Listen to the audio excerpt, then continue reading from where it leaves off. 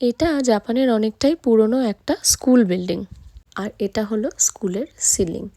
দেখো, স্কুলের প্রত্যেকটা ক্লাসরুমের সিলিংয়ে এরকম ছোট ছোট ছোট ছোট পিন হোলসের মতন ছোট ছোট হোলস আছে, ছোট্ট ছোট্ট গর্ত এরকম করা আছে, দেখতে পাচ্ছ হয়তো, এগুলোকে পিন হোলসই বলে। এগুলো কেন করা আছে জানো? এর পিছনে অনেক কটা কারণ আছে। 1 নম্বর, এই হোলসগুলো মানে এই ধরনের এই স্ট্রাকচার্ড টাইলসগুলো দেওয়ার কারণে এই সিলিংটা আর্থকোয়েক প্রুফ হয়। এটা আর্থকোয়েক কন্ট্রোল করতে হেল্প করে। সেকেন্ডলি, যদি ধরো কোনো আগুন লাগে কোনোভাবে, সেই ফায়ারটা কন্ট্রোল করে। এছাড়া সাউন্ড ম্যানেজমেন্ট হলো এর একটা বিরাট বড় কাজ।